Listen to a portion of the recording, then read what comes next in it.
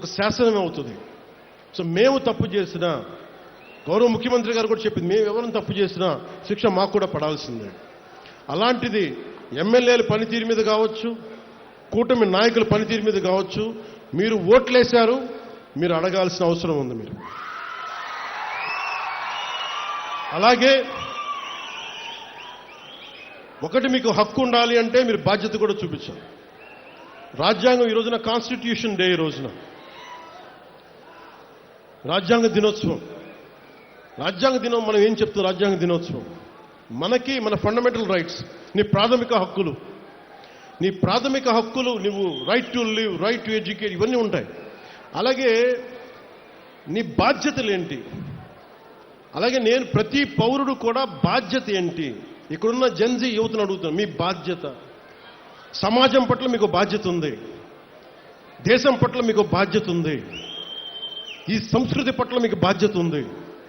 ఇవన్నీ మీరు నిర్వర్తించగలిగితే మీకు అప్పుడు హక్కు వస్తుంది. మీరు నిలబడితే ఇంకొక నిలదీసే హక్కు మీకు వస్తుంది.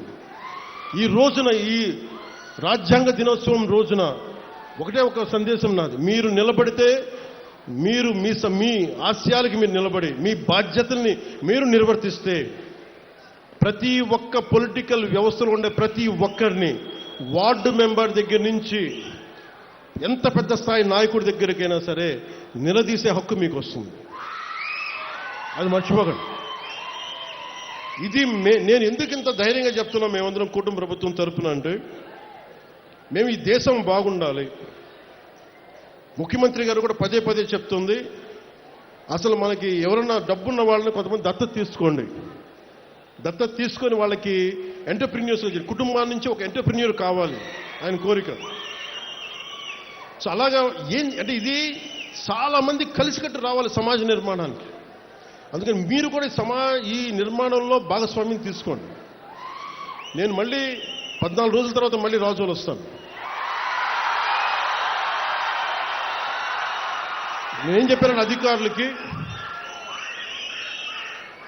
కోనసీమకి ఒక కాంప్రహెన్సివ్ ప్లాన్, ఒక సమగ్రమైన విధి విధానాలతోటి, ముందు రైతాంగానికి, కొబ్బరి రైతాంగానికి కావాల్సిన విధి విధానాలతో ఒక ప్రణాళికతోటి 45 రోజుల్లో వస్తాం, పండగ తర్వాత. ఈ లోపల నేను ఇంక 14 రోజుల తర్వాత వస్తాను. దానికి ఏం పనులు చేయమని చెప్పి అధికారులకి ఆదేశించాను. అలాగే మీకు కూడా, మీరు నన్ను పని చేసుకునే వెసులుబాటు ఇవ్వండి చాలు. నాకు 2 ఇవ్వండి. మీరు నాకు పనిచేసే వెసులుబాటు ఇవ్వండి.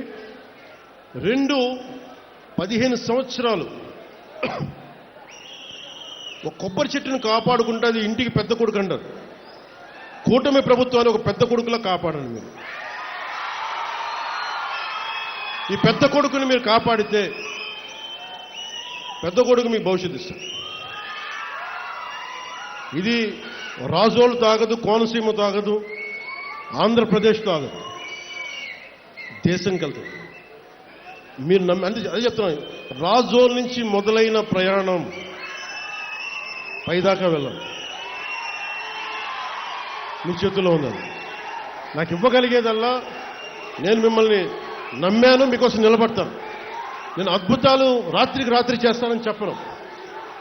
రోడ్లు రాత్రి వేయలేం, కానీ మీకోసం నిలబడతాం. మీకు ఏదైనా సమస్య ఉంటే మీరు పాలు పంచుకోవాలంటే, నన్ను పవన్ కళ్యాణ్ అవసరం లేని స్థాయిలో దేశం ఉండాలి, పవన్ కళ్యాణ్ అవసరం లేని స్థాయిలో రాజోలు ఉండాలి. నేను వస్తేనే సమస్య తీరుద్దంటే తప్పు కదా. వ్యక్తి